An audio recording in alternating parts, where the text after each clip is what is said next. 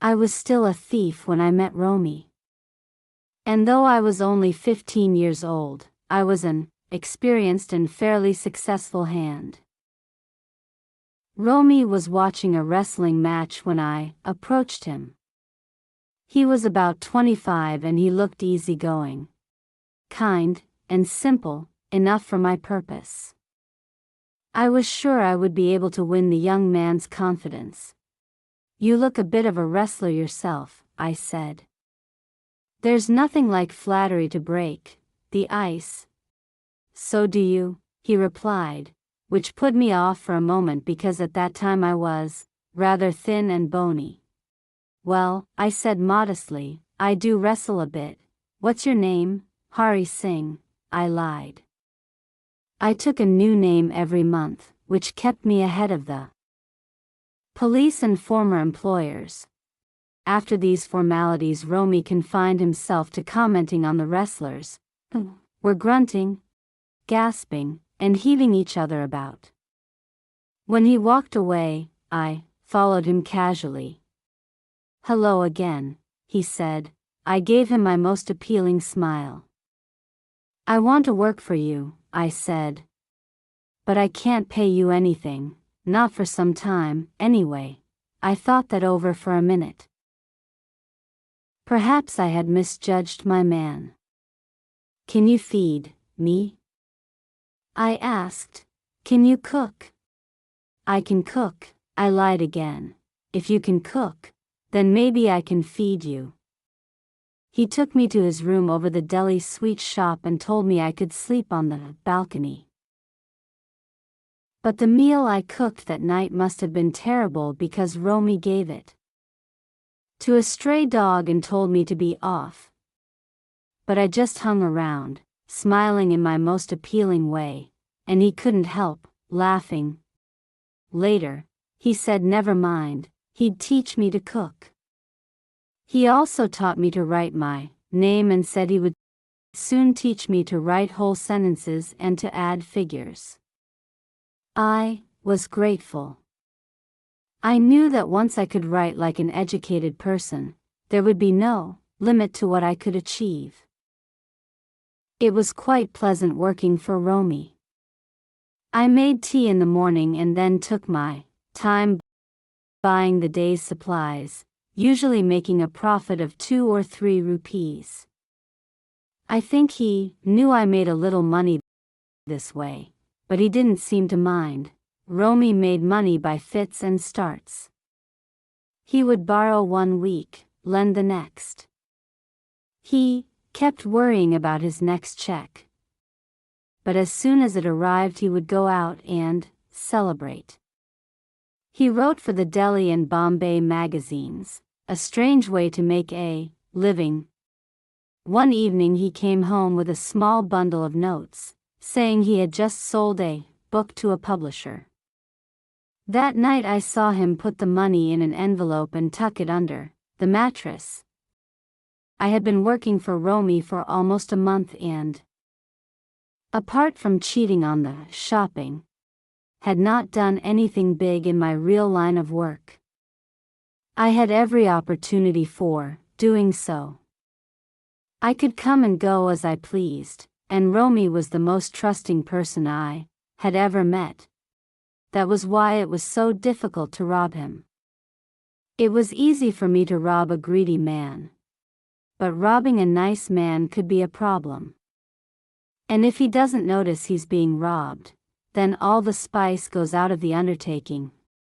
Well, it's time I got down to some real work, I told myself. If I don't take the money, he'll only waste it on his so-called friends. After all, he doesn't even give me a salary. Romy was sleeping peacefully. A beam of moonlight reached over the balcony and fell on his bed.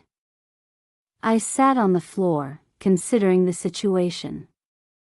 If I took the money, I could catch the 10:30 express to Lucknow. Slipping out of my blanket, I crept over to the bed. My hands slid under the mattress, searching for the notes. When I found the packet, I drew it out without a sound. Romy sighed in his sleep and turned on his side. Startled, I moved quickly out of the room. Once on the road, I began to run. I had the money stuffed into a vest pocket under my shirt. When I'd gotten some distance from Romy's place, I slowed to a walk and, taking the envelope from my pocket, counted the money. 700 rupees in 50s. I could live like a prince for a week or two. When I reached the station, I did not stop at the ticket office. I had never bought a ticket in my life, but dashed straight onto the platform. The Lucknow Express was just moving out. The train had still to pick up speed and I should have been able to jump into one of the compartments. But I hesitated, for some reason I can't explain, and I lost the chance to get away. When the train had gone, I found myself standing alone on the deserted platform.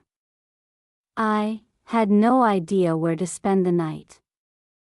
I had no friends, believing that friends were more trouble than help.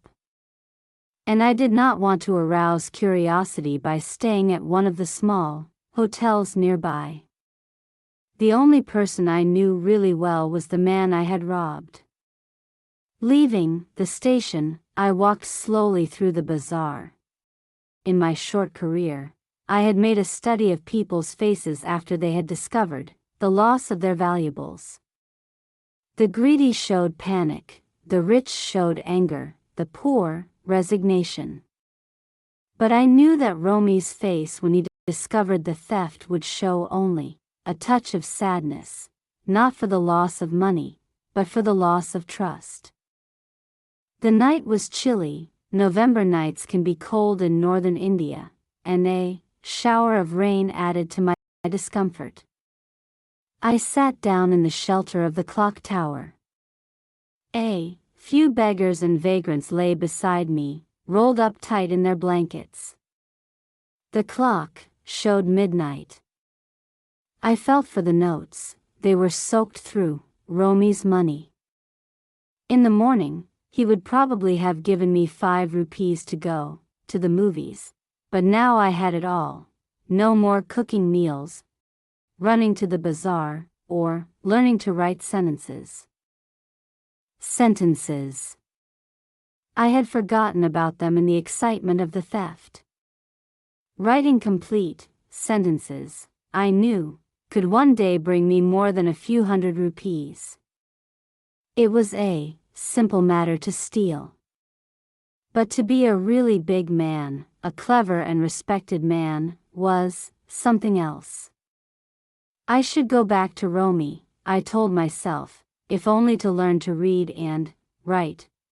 I hurried back to the room feeling very nervous, for it is much easier to steal something than to return it undetected. I opened the door quietly, then stood in the doorway in clouded moonlight. Romy was still asleep. I crept to the head of the bed, and my hand came up with the packet of notes. I felt his breath on my hand. I remained still for a few moments. Then my fingers found the edge of the mattress, and I slipped the money beneath it. I awoke late the next morning to find that Romy had already made the tea. He stretched out a hand to me. There was a 50-rupee note between his fingers. My heart sank. I made some money yesterday, he said. Now I'll be able to pay you regularly. My spirits rose. But when I took the note, I noticed that it was still wet from the night's rain. So he knew what I'd done. But neither his lips nor his eyes revealed anything. Today we'll start writing sentences, he said. I smiled at Romy in my most appealing way. And the smile came by itself, without any effort.